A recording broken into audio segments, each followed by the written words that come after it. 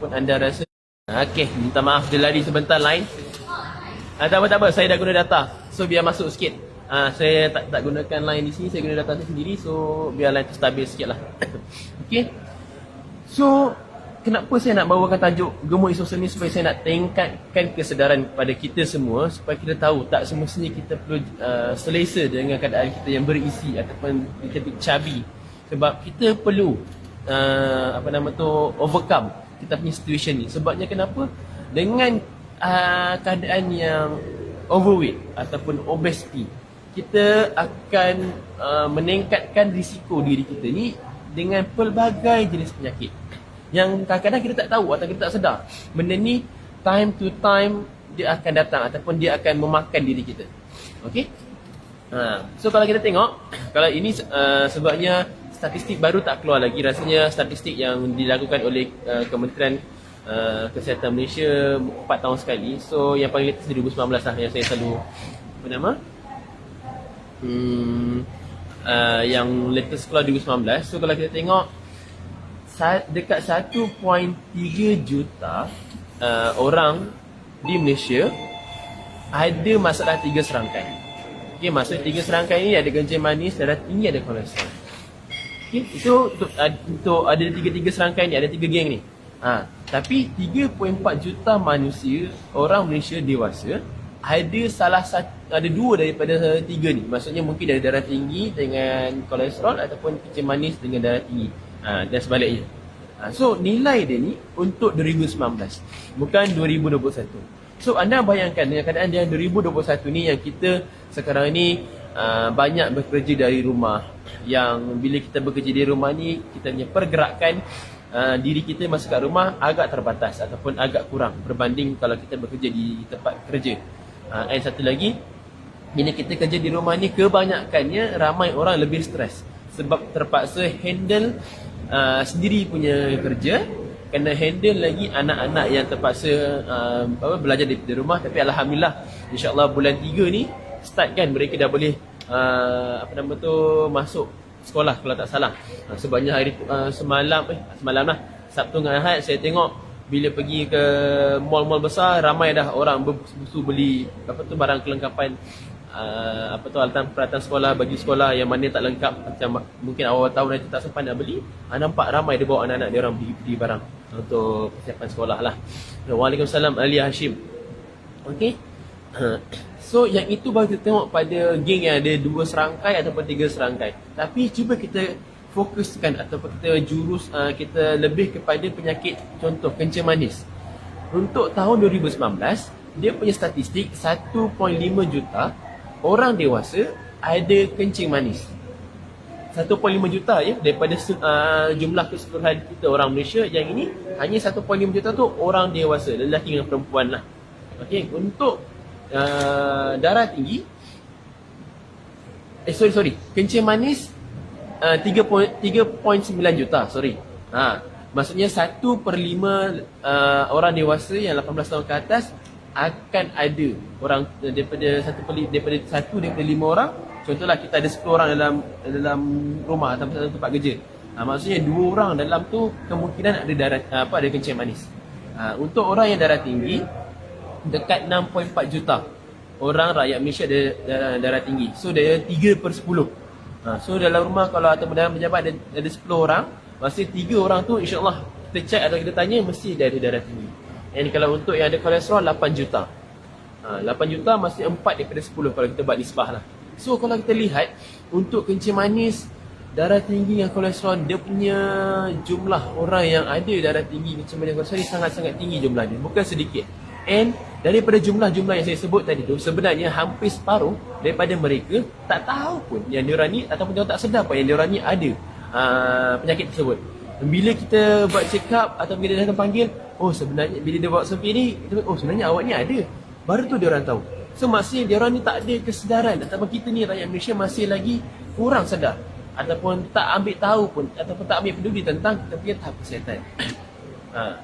So diorang kadang-kadang selesa dengan keadaan yang diorang ada sekarang ni, dan sampai kadang orang tak kisah, tahu macam malas nak jumpa doktor, cakap tak apalah, saya sihat, saya boleh berlari, saya boleh berjalan, saya tak ada sesama, tak ada sesama, tak ada demam.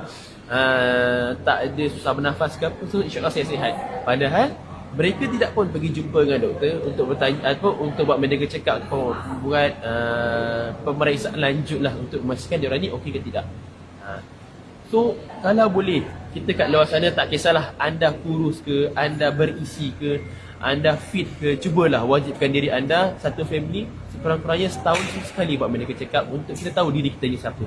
Maksudnya untuk tahu diri kita ni ada tak penyakit-penyakit yang macam saya sebut tadi, ataupun contoh penyakit yang lebih kronik macam apa nama tu kanser, ataupun apa nama tu sakit jantung. Itu yang kita perlu tengok. Okey. So kalau saya nak antara punca ataupun antara penyakit-penyakit yang kita boleh kaitkan dengan orang yang ada masalah lebihan berat badan ni, biasanya kita tahulah kencing manis, darah, kolesterol. Cuma saya nak kelaskan ataupun saya nak share berkenaan dengan metabolic disorder. Adakah anda yang tengah join saya sharing ni pernah dengar atau pernah tahu tentang metabolic disorder? Kak Syida, Kak Bani pernah dengar tak pesan metabolic disorder? Ataupun Puan Alia, Aunty Judy, pernah dengar tak pasal metabolic disorder? Kalau pernah dengar, cuba share sikit. Tulis kat bawah tu, saya boleh tolong bacakan apa yang anda faham tentang metabolic disorder. Bagi saya, metabolic disorder ni adalah satu indikator yang untuk menunjukkan. Terima kasih Kak Syida kerana merespon. Kak Syida kena pernah, alhamdulillah Kak Syida pernah dengar benda ni. Kalau Kak Syida pernah dengar, maksudnya sekurang-kurangnya Kak Syida tahu, perhatian dengan diri kita sendiri. Okey, metabolic disorder ni adalah satu point ataupun satu situasi di mana kita, bila kita ada metabolic disorder atau metabolic syndrome ni, kita punya risiko untuk kena sakit jantung, kanser, diabetes semua lagi tinggi.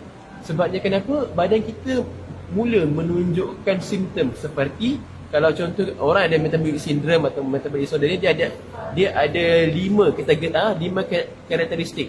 Tapi doktor akan diagnose mereka ada metabolic syndrome atau metabolic disorder ni bila dia orang ada 3 daripada 5 yang karakteristik yang ada ni.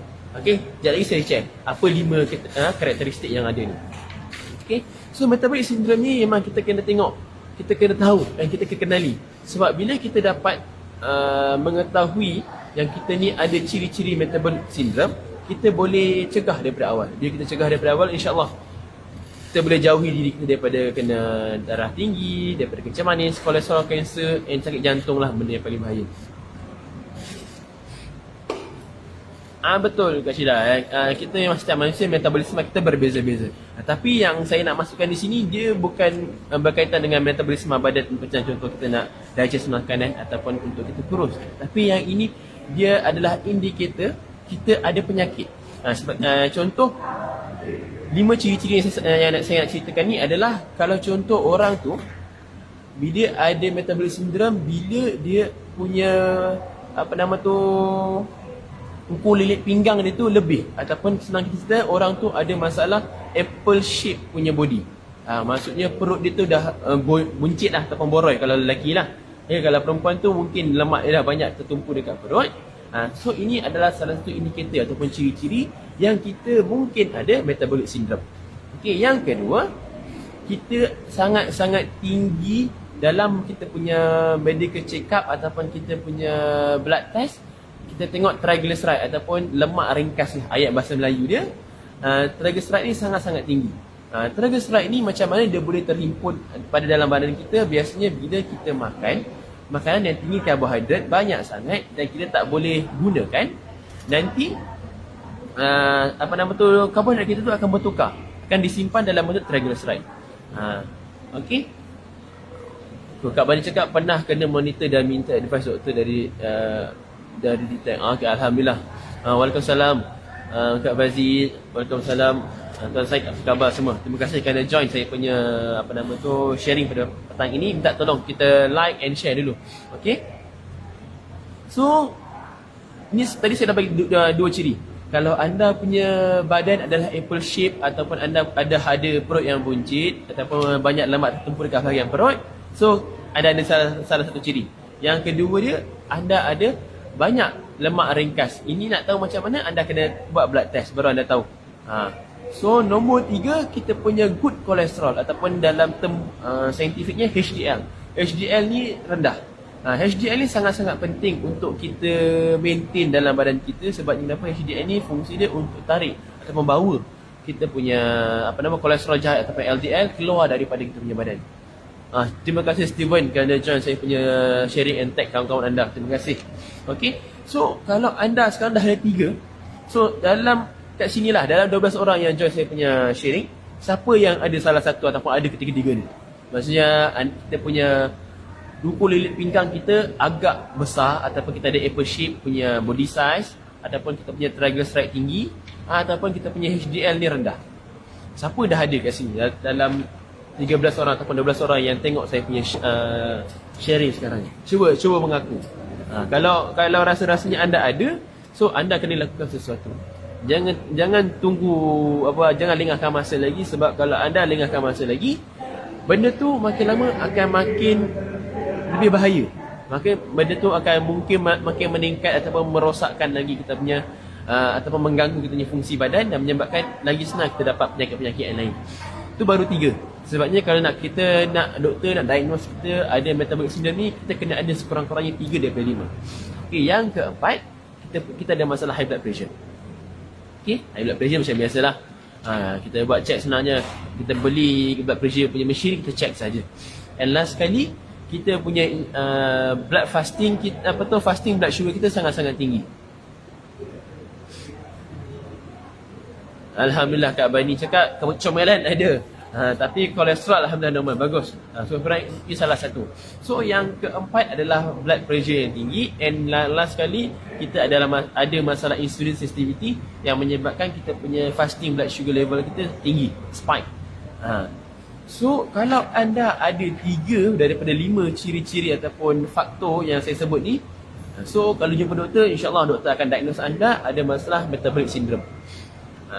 So kalau anda rasa anda mungkin ada ketiga-tiga tu, better pergi jumpa doktor ataupun buat buat test and dapatkan rawatan ataupun dapatkan nasihat daripada doktor ataupun dietitian untuk next step. Sebabnya kenapa? Benda ni metabolic disorder atau metabolic syndrome ni kita boleh atasi dengan cara yang sangat-sangat mudah. Berdiet, jaga makan, exercise, and InsyaAllah kalau kita amalkan produk-produk vegan pun InsyaAllah dapat membantu. Sebabnya kenapa? Macam kita tahulah, kalau kita pakai ataupun amalkan produk-produk vegan ni, dia mampu untuk meningkatkan kita punya sistem badan, jaga kita punya hormon. So benda tu akan jadi lebih baik. Tapi saya tak nak cerita dulu benda tu, sebab kita cerita satu persatu. Sekarang kita dah tahu ciri-ciri BP menarik dan sugar level normal, alhamdulillah. So Kak Bani cakap dia lulus hampir semuanya, cuma dia kecomelan tu ada. Tak apa Kak Bani, kita cuba atasi itu satu persatu. Okey. So daripada risiko tu kita dah tahu dah. Kita dah tahu apa ciri-ciri 5 yang akan menyebabkan kita ada metabolic syndrome. Tapi antara punca yang kita ni ada metabolic syndrome selain daripada obesity ataupun overweight, kita ada masalah insulin resistant.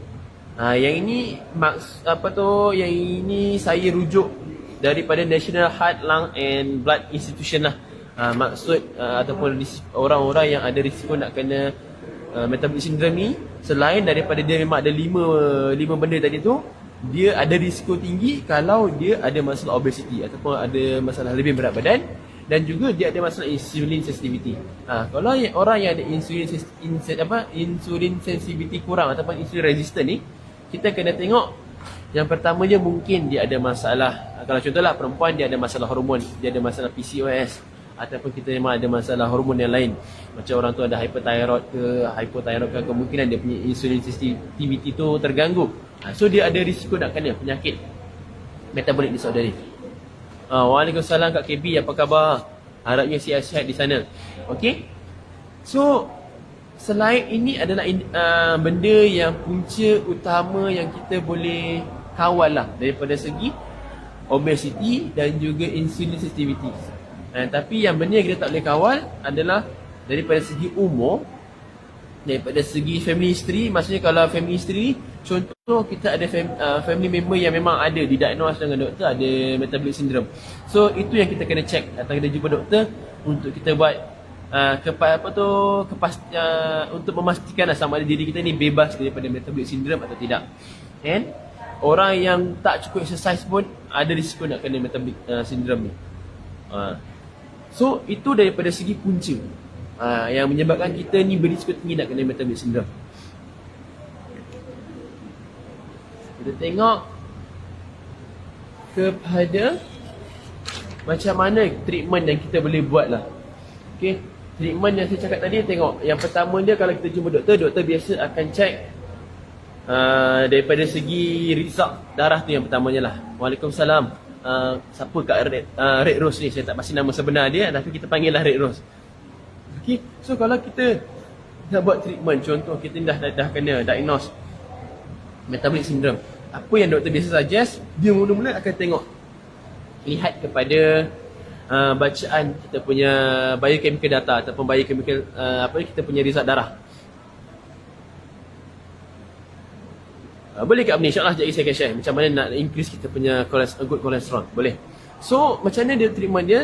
First doktor akan check kita punya blood test punya result. Daripada blood test punya result tu doktor akan fokus apa yang menjadi punca. Contohlah kita ambil, kita petik contoh CA ni, doktor diagnose kena metabolic syndrome disebabkan dia punya perut dia apple shape. Maksudnya banyak sangat visceral fat dekat bahagian perut atau abdominan. Yang kedua dia ada masalah high blood pressure and dia ada masalah insulin sensitivity. Maksudnya dia punya fasting blood sugar level tu tinggi. So macam mana doktor akan bantu dia? Yang pertamanya doktor akan suruh jumpa dietitian untuk consult daripada segi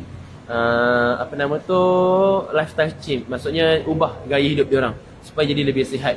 Lebih dapat tu ubah dia corak pemakanan supaya cara yang dia pesakit A ni makan jadi lebih cantik ataupun lebih sihat supaya dapat turunkan berat badan. Itu yang pertama. Sebab biasanya memang kita kena turunkan berat badan tu sekurang-kurangnya 5 ataupun 10% daripada kita punya current body weight. Untuk improvekan kita punya insulin sensitivity. Ini memang cara ataupun memang satu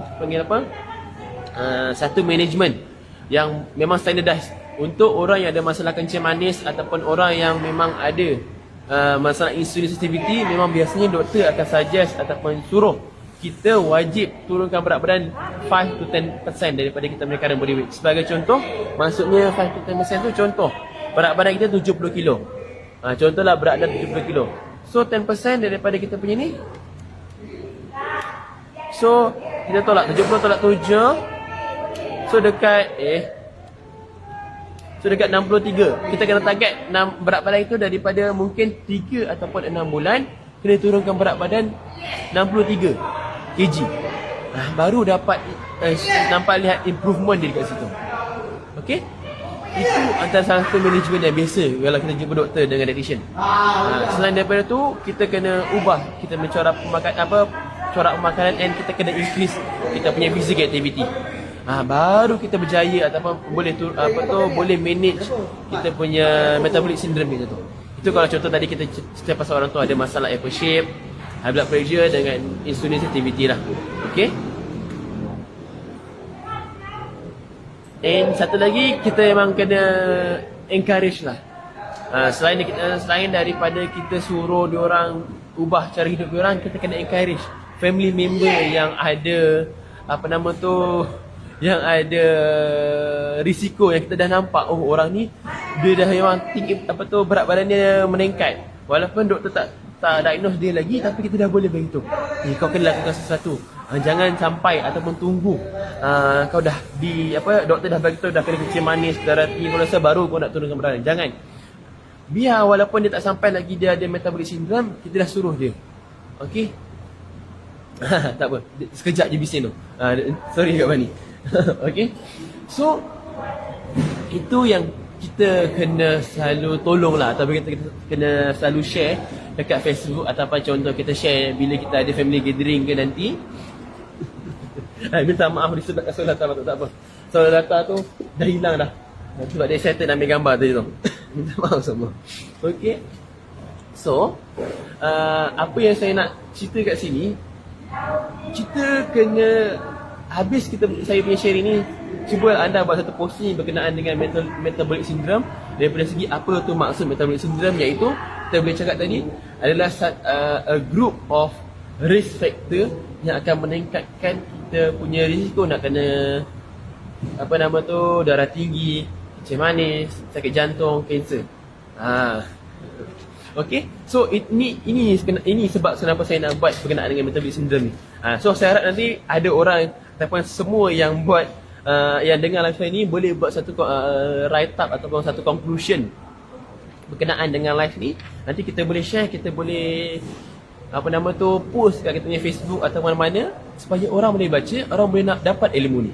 Okay, so kita cerita pasal kita punya apa itu metabolic syndrome. Maksudnya adalah a group of risk factor. Risk factor ni tadilah yang saya cakap tadi 5 jenis itu. A group of risk factor yang akan meningkatkan risiko kita untuk kena sakit jantung, kanser, kencing manis, kolesterol dan sebagainya. Okey, apa yang risk factor tadi ataupun ciri-ciri yang akan menyebabkan kita kena metabolic syndrome, saya ulang, adalah orang yang ada masalah apple shape ataupun orang yang perut dia tu memang ke depan ataupun buncit, orang yang ada tinggi triglyceride, orang yang ada high blood pressure, orang yang ada tinggi dia punya blood sugar level, dengan orang yang ada rendah dia punya HDL. So saya sekarang nak menjawab pasal Kak Bani punya soalan, macam mana kita nak increase ataupun improve kita punya good cholesterol dalam badan kita selain daripada exercise. Memang dia ada 2 cara je. Yang pertama dia exercise, yang keduanya adalah dengan makan makanan yang tinggi dengan omega 3. InsyaAllah kita dapat tingkatkan kita punya good cholesterol tu. Tapi yang biasanya yang betul-betul senang dan mudah, just tingkatkan kita punya physical activity. Tapi kalau kita tak mampu, mungkin disebab kekangan kita ada sakit-sakit lutut atau sakit kaki, ataupun kita punya berat badan ni menyebabkan kita sukar untuk bergerak lebih daripada orang-orang lain, tak ada masalah. Kita cuba slowly improve kita punya physical activity dan kita boleh ambil makanan yang tinggi dengan omega 3. Kalau daripada segi makanan yang natural ataupun makanan real food lah, maksudnya kita boleh ambil legume, kita boleh ambil chia seed, kita boleh ambil omega 3, kita boleh ambil ikan lah, biasa ikan laut dalam. Ikan laut dalam tak pun, kalau ikan air tawar kita boleh ambil ikan patin, ikan tenggiri, ikan keli, ikan tenggiri pula, ikan tasik, ikan tawar, ikan patin dengan ikan geli. Itu yang biasanya kita boleh dapat lah. Tapi kalau ikan laut dalam, ikan air masin, tak kisah apa jenis ikan, tapi ikan yang laut dalam biasanya sangat-sangat tinggi dengan omega 3.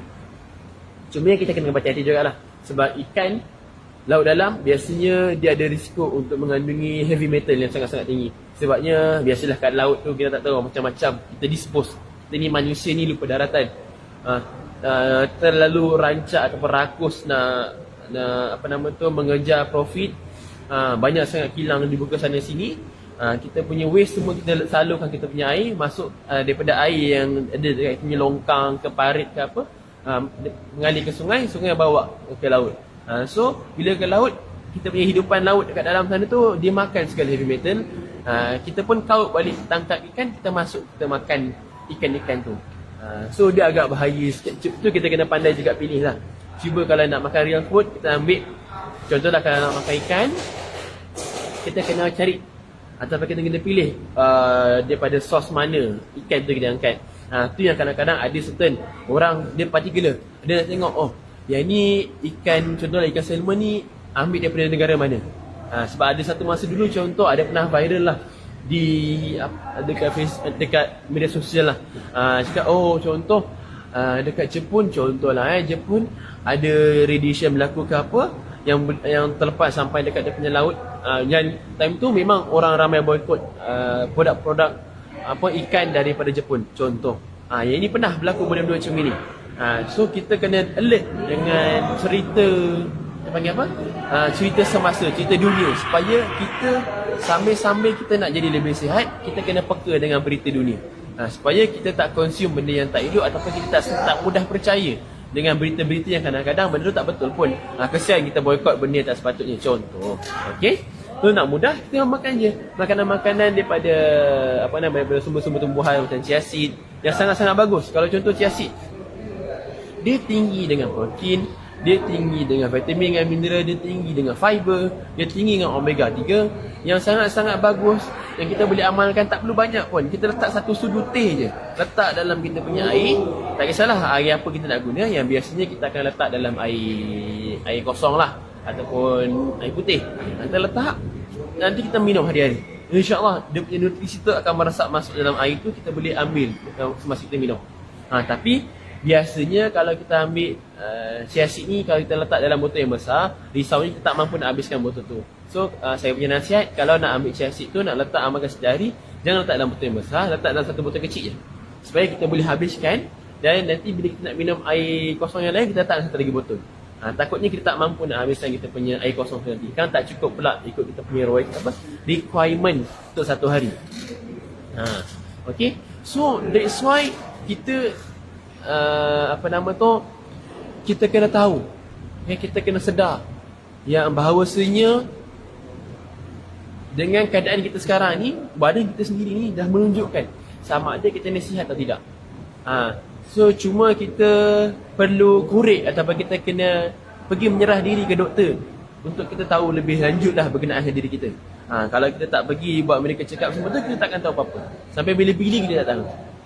Contoh kita meninggal dunia secara mengejut, orang buat postmortem baru kita tahu, oh rupanya orang ni meninggal sebab sekian-sekian. Kita tak nak macam itu. Kalau boleh kita meninggal dunia tu insya-Allah dengan mudah, dengan keadaan yang sihat walafiat, mungkin sakit tua ke atau memang dah ajal je. Tak nak disebabkan mungkin kita ada sakit-sakit tertentu. Kalau boleh kita dihindarilah daripada benda tu, supaya kita tak menyusahkan kita punya family member, terpaksa kulu kilin naik ward teman kita, bagi kita makan ubat semua tu. Kita jangan macam tu, supaya yalah benda kita nak jauhkan supaya kita nak memudahkan kita punya pasangan atau anak-anak kita. So dengan cara macam inilah baru kita tidak akan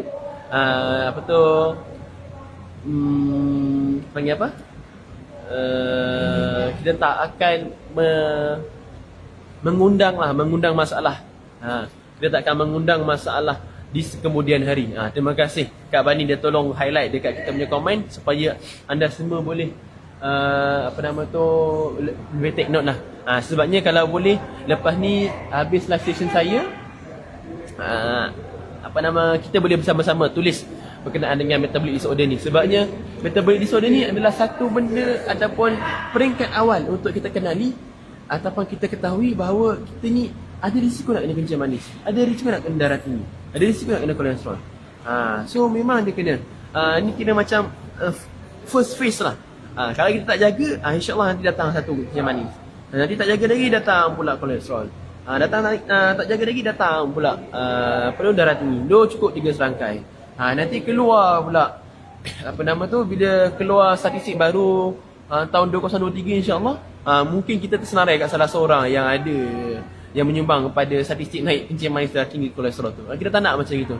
Sebab kalau boleh nanti bila keluar statistik yang baru, kita mampu beramai-ramai untuk turunkan statistik tu. Sebabnya kalau kita tengok kadar peningkatan daripada contohlah obesity sekalipun daripada 2015, dia punya peningkatan mana tadi saya tulis. Sebab sekejap saya tengok balik mana saya tulis tadi.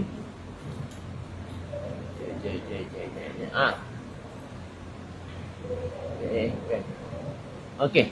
So kalau tengok daripada segi 2015 untuk orang yang ada masalah overweight ataupun obesity ni, kita boleh tengok perubahannya. Masa 2015 17.7% saja orang tu ada masalah obesity. Tapi 17.7% tu merangkumi dekat 3.3 juta orang Malaysia yang ada masalah obesity. Itu dari tahun 2015. Tapi tahun 2019 dia meningkat daripada 17.7 jadi 19.7. So dekat 2% dia meningkat. Cuma yang ni dia tak tulis berapa jumlah manusia ataupun jumlah orang Malaysia yang ada masalah obesity tahun 2019. So should be kalau naik 2% mungkin daripada 3.3 mungkin jadi 3 point something lah, 3.6 ke 3.7 ke 3.4 ke Wallahualam. Cuma ni kita tak nak kalau boleh tahun akan datang bila result statistik ni keluar lagi, kita tak nak benda ni meningkat. Kalau kita nak downtrend. Tapi cuma sekarang ni bahaya sikit lah. Bagus. Kak Bani dengan Khalida, teruskan lepas ni amalkan balik kita punya chassis. Tak ada masalah. Nak letak dalam kita punya apa nama tu, panggil apa? Dessert ke, ataupun kita tak dalam kita punya yogurt pun tak ada masalah. Ngam. Memang sangat-sangat sihat kita boleh amalkan. Okay. So itu berkenaan dengan kita punya masalah metabolic syndrome yang berkaitan dengan kita punya saiz badan. Sebab memang obesity ataupun berat badan yang kita tak kontrol ni adalah punca utama yang akan menyebabkan kita ada masalah metabolic syndrome yang lead to kencing manis, darah tinggi, kolesterol, kanser, segala benda tu. Okay. So apa cara yang kita boleh buat? Mudah je. Selain daripada kita jaga kita punya makan, kita buat exercise, kita boleh je amalkan, pakai produk Weekend. Sebagai contoh, produk Weekend tak kisah nak pakai Sokin, pakai V-Fit, V-Contour, pakai apa tu, V-Spine ke, pakai cap ke, tak ada masalah. Sebabnya memang insya-Allah kita punya apa nama tu, kita punya produk Weekend memang mampu untuk meningkatkan kita kadar metabolisme badan, mampu untuk menjaga atau mengawal kita punya hormon. Bila hormon kita cantik, insya-Allah fungsi badan kita akan cantik. Orang yang ada masalah insulin sensitivity disebabkan masalah hormon pun insya-Allah mampu untuk mengawal ataupun mengurangkan sensitivity tu. Dengan sebab kita memakai produk Weekend. Satu lagi mungkin kadang-kadang kita jadi ada masalah insulin sensitivity ni sebab kita stres bekerja. Especially sekarang terpaksa bekerja di rumah. So terlalu banyak stres. Stress factor. So kita amalkan kita pakai produk Weekend. InsyaAllah benda tu akan membantu. Selain daripada pakai produk Weekend, kita boleh je pakai kita punya apa nama tu, Ribbon Cream. Sebab Ribbon Cream ni memang betul-betul membantu untuk improvekan kita punya apa nama tu, untuk improvekan kita punya hormon. Kita sapukan dekat 6 ataupun 7 poin utama pada badan kita, lelaki dengan perempuan, satu hari 2 kali. So insya-Allah dia akan stimulate balik ataupun activatekan balik kita punya kilang-kilang hormon ataupun kelenjar-kelenjar hormon yang ada pada badan kita. So tak rugi untuk kita spend sikit little bit of money yang kita ada, rezeki yang kita ada untuk kita punya tahap kesihatan. Sebabnya kalau kita tak jaga, kalau kita tiba-tiba diberi ujian kesakitan ataupun sakit, dia payah kita nak beribadah. Susah. Dia jadi macam tak fokus sebab kita pergi sakit kita ni.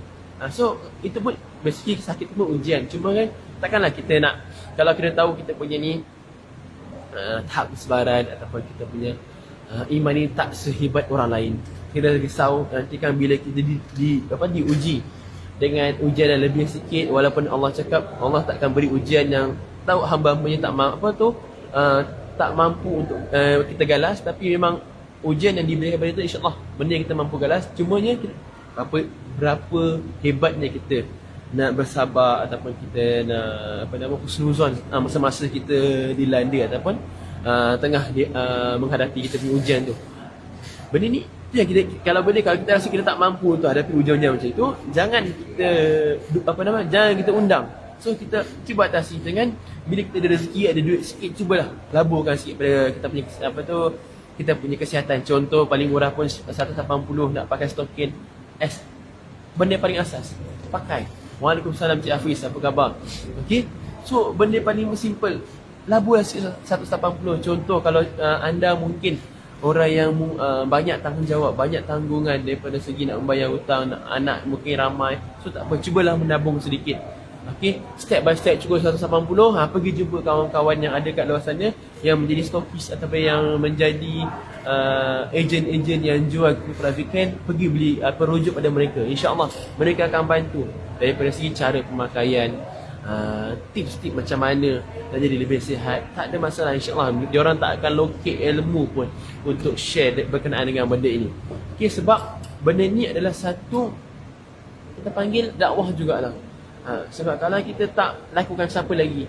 Takkan nak tunggu doktor ataupun kerajaan yang nak kena membuatkan satu program khas ataupun satu iklan khas yang diletak kat TV untuk kita sampaikan maklumat ni. Kadang-kadang tak semua orang sempat nak tengok benda ni semua. So kita sebagai orang ataupun rakyat Malaysia sendiri, ambil pikul tanggungjawab tu untuk sebarkan maklumat ni.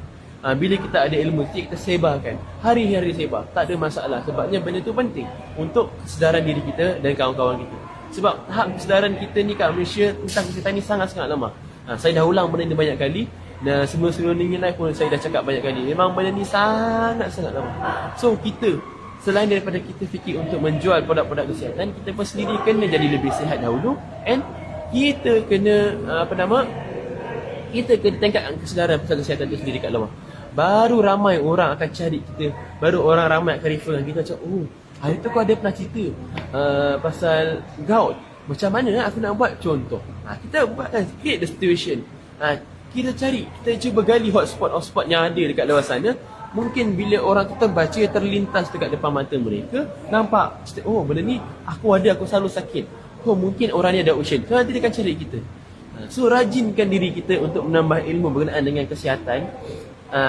Dan juga ilmu berkenaan dengan ilmu tak payah cakap benda saintifik sangat pun. Benda simple. Macam cakap je pasal kencing manis. Kencing manis ni macam ini. Orang yang ada kencing manis biasanya dia susah nak turunkan berat badan. Ataupun dia selalu kebas kaki, contoh. Kita bagi tahu macam benda-benda simple. Okey? Sebab kan kadang-kadang kalau kita lihat maaflah kalau saya cakap benda di sini, kalau kita lihat biasanya orang-orang yang bekerja dekat sektor kerajaan lah sebabnya bila sektor kerajaan kadang dia ada satu tempat satu badan atau satu organisasi yang akan buat statistik untuk contoh dia daripada contohlah orang daripada government sektor sini A, B, C ni kita tengok tahap kesihatan dia orang macam mana. So memang kadang ada spesifik write up ataupun statistik lah, data daripada orang-orang yang kerja kerajaan ni. Kalau kita lihat ramai sebenarnya orang-orang yang kerja kerajaan ni ada penyakit-penyakit tiga serangkai ni. Kadang-kadang bukan sebabnya dia tak jaga makanan ataupun dia tak exercise ataupun dia tak aktif, tapi kadang-kadang sebabkan kemungkinan besar sebab dia stres bekerja. Contohlah mungkin especially contoh benda paling mudah guru lah sekarang ni kan. Guru banyak sangat dia punya tanggungjawab kerja dia. Satu pekerjaan yang sangat-sangat mulia selain daripada doktor, nurse. Guru pun satu namanya profession yang sangat-sangat mulia dia punya ni. Padahal asas atau tanggungjawab utama guru adalah mengajar je, tapi dia orang ni banyak sangat cabang ataupun dia orang punya tanggungjawab. Nak kena jaga kebajikan anak muda, nak kena buat slide ke apa, nak buat modul-modul bahan-bahan untuk start kerja lah, iaitu buat keceriaan lah, segala benda dia orang jaga. So walaupun kerja hakikinya hanya untuk menyebarkan ilmu, tapi banyak lagi yang dia orang nak kena jaga. And biasanya dia orang sangat-sangat stres. Kalau kita lihat, kalau kita contohlah saya dekat klinik OPD dietitian dekat dekat klinik. Biasanya kalau kita jumpa cikgu ni, kadang dia orang selalu mengeluh perkara macam ini. Macam mana kita nak bantu? So anda yang ada kat sini, kalau contoh anda ada kawan-kawan, tak kisahlah kerja apa sekalipun, kita cuba bantu mereka. Jangan, kita selalu cakap macam betul cakap Mirza, jangan berkira untuk sihat, tapi pandai kira-kira untuk orang tu. Itu betul kat Abang ni. Satu tagline yang sangat-sangat tepat lah kita boleh gunakan bila kita nak jaga kita punya kesihatan badan. Sebab kalau kita berkira-kira, memang anda yang akan rugi di kemudian hari. Sebabnya kalau contohlah anda rasa contohlah Kak Badi approach anda, cakap, kau tak nak ke cuba aku punya produk, stokin ni 180 je, kau beli sekarang, insyaAllah 5-6 tahun, 10 tahun kau jaga elok, kau boleh pakai lagi. Benda ni bagus untuk kita kesihatan. Kalau kita punya dah fikir 180 nak beli stokin ni, yang kat luar ni 5-6 RM10 boleh dapat 5-6 helai, ni 180 tak tahu berapa helai kita dapat. Kita punya berkira tu akan menyebabkan mungkin kalau contohlah kita tolak tawaran Kak Bani ni, tiba-tiba kita fast forward 5-6 tahun ataupun 1 tahun dah, tiba-tiba kita doktor bagi tahu kita ni ada kencing manis. Tak kita rasa rugi. Contohlah kalau lah diizinkan Allah, memang kita pakai asbab, kita pakai produk weekend ni, kita boleh improvekan kita punya condition badan, kita punya fungsi badan ni dapat elak daripada kena kencing manis sebagai contoh. Tak rugi pun kita spend 80 tu. Kalau kita fikir macam itu, insyaAllah anda takkan rasa susah pun untuk mengeluarkan duit sedikit untuk kebajikan diri kita sendiri. Okay? So itu benda juga, itu juga ayat-ayat yang mungkin kita boleh cerita ataupun kita boleh beritahu pada kawan-kawan kita kat luar sana. Mungkin kadang-kadang cakap, alah bolehlah kau duit lebih ke apa, tapi tak apa. Kita jangan patah semangat ataupun kita jangan ambil hati kalau orang tu buat rejection dan ayat-ayat rejection yang macam gini. Kita tolak tepi, kita pandang depan, mungkin ada orang lain.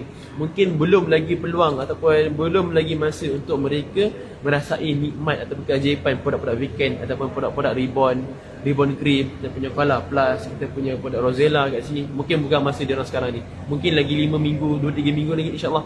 Kita sedar yang dia orang tak detiknya hati, mungkin Allah sediakan apa? Beri sedikit apa nama panggil gambaran ataupun apa tu idea, oh benda ni mungkin penting. Nanti mungkin dia akan cari kita. So jangan rasa penat atau letih untuk buat sharing dekat Facebook semua ni berkenaan dengan kita punya kesihatan. Okey. InsyaAllah anda akan ada rezeki untuk buat close sale kurang-kurang seminggu sekali. Setiap hari ada satu macam Bami kita. Okey. So saya rasa tak susah pun sebenarnya untuk kita cari ataupun cari prospek lah, ataupun untuk cari kawan-kawan yang kita selamatkan. Kalau cari prospek macam kita ni macam nak menjual dia. So kita anggap kita mencari kawan-kawan yang kita nak bantu untuk jadi lebih sihat. Tapi hak mereka untuk diorang menolak ataupun untuk diorang menyahut ataupun untuk diorang menyambut tangan yang kita hulurkan. Okay, so lepas ni cuba cari. Cuba fikir. Dalam tadi Encik Zainul cakap dekat Malaysia ni 1/5 daripada orang sekeliling kita termasuk aku ada kencing manis. Mungkin aku jumpa 4 orang, lepas ni aku tanya, kau ada tak kencing manis? Contohlah. Kita boleh buat macam itu. Tak pun 1 daripada 2 orang dewasa memang ada masalah lebih berat badan. Okay, benda tu prospek tu banyak ataupun market kita tinggi. Cuma cara je kita macam mana kita nak yakinkan mereka untuk spend sedikit wang yang mereka ada tu untuk laburkan peredaran kesihatan. Okey. Sebab saya rasa mungkin tak ramai lagi ataupun kurang lagi orang yang nak gunakan Ribbon Cream tu untuk fungsi kesihatan. Sebab memang ramai orang tahu Ribbon Cream ni memang fungsi dia untuk kecantikan. Sebabnya antioksidan bahan-bahan antioksidan yang wujud pada Ribbon Cream tu memang diformulakan bagus untuk kita punya kulit, untuk improve ataupun jaga ataupun support kita punya collagen synthesis dalam badan kita. Tapi kita tak boleh nafikan memang ada macam hormon-hormon terapi punya ingredient macam soy isoflavone, YM yang ada yang digunakan dalam kita punya Ribbon Cream yang insya-Allah ada fungsi phytoestrogen. Phytoestrogen ni adalah maksudnya bahan semula jadi yang berfungsi lebih kurang macam hormon perempuan. Tu yang maksudnya phytoestrogen tu. Okay.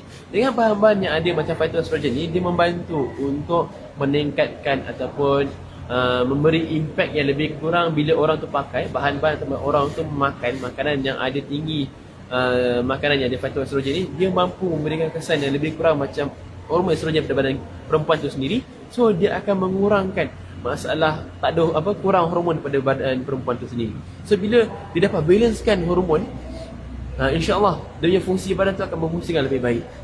So maksudnya lebih baik tu daripada segi dia punya kadar metabolisme, kadar nak cernakan kita punya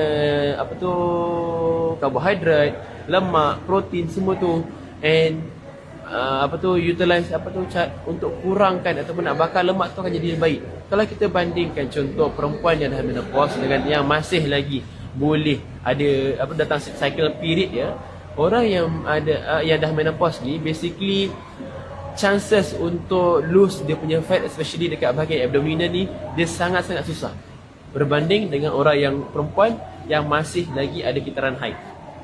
Okay, so biasanya kalau contoh treatment ataupun cara alternatif yang biasanya kita akan suggest untuk perempuan-perempuan yang dah menopause ni, biasanya kita akan suruh mereka makan makanan yang tinggi, makanan yang ada phytoestrogen punya fungsi macam YM, macam soya. InsyaAllah dia akan nampak dia punya impact, ataupun dia makan makanan yang tinggi dengan omega 3 dengan omega 6 in a balance ratio. InsyaAllah dia akan nampak dan mudah untuk turunkan berat badan tu. Okay. So saya rasa untuk sesi bibilan hari ni basically saya dah cover poin-poin yang saya nak sampaikan.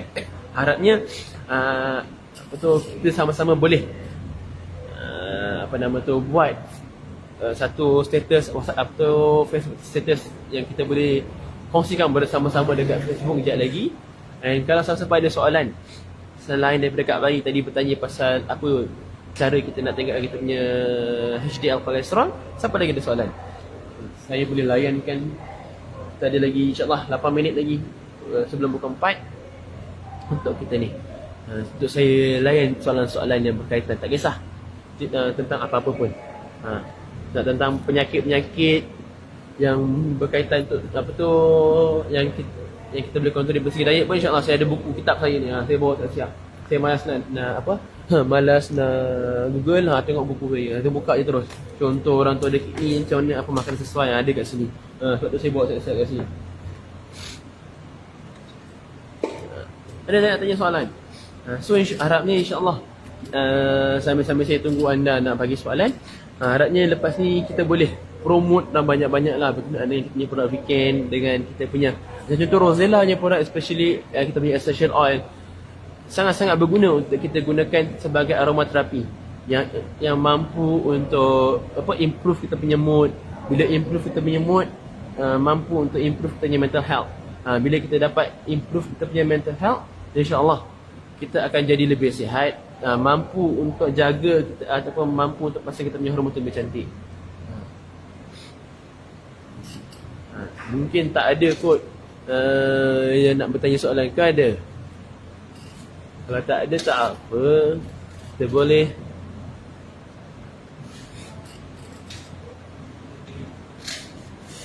betul macam Kak Beri cakap lah, usaha kita pakai produk vegan insyaAllah benda tu akan dapat mengurangkan. How to reduce fat and increase muscle. First and foremost, memang kita kena jaga kita punya diet lah. Jaga diet tu, memang kita boleh cakap jaga diet tu memang sangat-sangat mudah lah. Saya cakap jaga je, kita jaga makanan. Tapi kita kena tengok, kita kena tahu ratio. Kita punya makanan tu tak boleh terlalu tinggi sangat. Kita punya makanan-makanan yang bergoreng, makanan-makanan yang berminyak. Dan kita pun tak boleh makan terlalu banyak tinggi karbohidrat. Kita kena makan dalam balance way. Cukupkan dia punya portion karbohidrat, protein dengan serat tu sendiri, supaya insyaAllah kita tak makan dalam satu, apa? Kita tidak akan makan dalam satu kuantiti yang tak yang lebih ataupun yang terlalu banyak yang badan kita tak sepatutnya makan pun. Itu yang pertama lah, memang kita kena jaga diet ataupun jaga makanan kita. Sebab memang insyaAllah bila kita jaga diet, insyaAllah kita boleh lose kita punya fat daripada badan kita. And selain daripada tu, kita cuba tingkatkan kita punya exercise, apa kita tingkatkan kita punya physical activity. InsyaAllah boleh dan akan membantu untuk turunkan berat badan. Dan selain daripada tu, sebenarnya kita kena tengok juga apa yang menjadi faktor utama kita ni. Contoh, kita ni makan banyak. Kenapa kita makan banyak? Kita kena lihat balik juga apa punca yang menyebabkan kita ni jadi malas bergerak. Kita ni tak boleh kontrol makan. Kita kena lihat balik dia punya punca dia. Mungkin sebab kadang-kadang dekat tempat kerja ni kawan semua baik hati, rajin, jenis yang tak sanggup lihat kita ni lapar. Ada je makanan nak sumbat. So macam mana kita nak atasi? So orang lain cakap, janganlah makan tu. Memang kita tak senang, kadang kita dengan kawan-kawan kita tak sampai hati. Kita nak jaga hati kan. So macam mana? Kita tolonglah bagi idea kat kawan kita yang ada problem macam ini. Janganlah kita bagi cara yang merepek, yang tak kena pun dengan problem yang dihadapi sekarang ni. Bukannya dia tak boleh kontrol makan. Dah keluar. Okay, sorry. Okay. So itu antara cara yang kita kena yang kita boleh lakukan lah, macam mana kita nak turunkan berat badan tu sendiri. So kita kena kenali ataupun tahu punca dia, punca apa yang menyebabkan kita ni susah turunkan berat badan. Kalau tak tahu, lepas ni join kita punya program Jom Fit dengan MSD, and kita belajar sama-sama macam nak turunkan berat badan. Dengan bantuan insyaAllah saya akan bantu. Sebab tadi kan tak tahu bila, kalau contoh dah kena bayar anda rugi. Sekarang ni still lagi ada peluang. So hari tu yang saya dah offer sampai hari Jumaat lepas, tak ada orang lagi WhatsApp. Saya tunggu, saya dah ada 3 orang daripada 2 minggu lepas lagi. Cuma nak masuk, cuma saya nak buat satu grup yang baru. Okay, so siapa nak temankan 3 orang ni, jom ramai-ramai WhatsApp saya untuk join program Jom Fit sama MS sendiri. Okey. Apa lagi? Siapa lagi nak tanya soalan? Saya bagilah soalan. Saya pun sakit takak sebab saya tak boleh nak minum.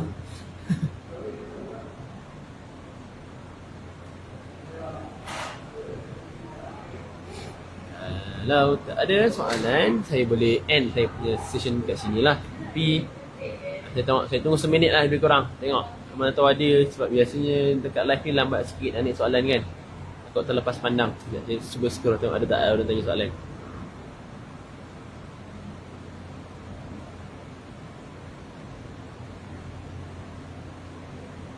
Okay, so jam saya pun dah bergerak jadi 1 minit. So terima kasih semua. Terima kasih banyak-banyak kerana sudi menemankan saya pada sesi petang ni lah. Okay, harapnya sesi sharing pada petang ni memberi manfaat, memberi satu input yang baru. Ataupun kalau contoh anda sudah tahu, anggaplah benda ni sebagai satu refresh lah pada diri kita, supaya kita pun boleh lebih memahami berkenaan apa itu metabolic syndrome, ataupun apa yang akan berlaku jika kita tak jaga kita punya berat badan sebagai contoh. Okey, terima kasih semua, and benda yang baik tu semua macam biasalah, semuanya atas izin Allah, memberi ruang dan peluang untuk saya buat sharing pada petang ini, and benda yang kurang elok ataupun kurang baik itu semua datang daripada diri saya sendiri. Okey, minta ampun dan maaf, and terima kasih semua. Okey, Assalamualaikum and selamat petang. Terima kasih. Sama-sama semua.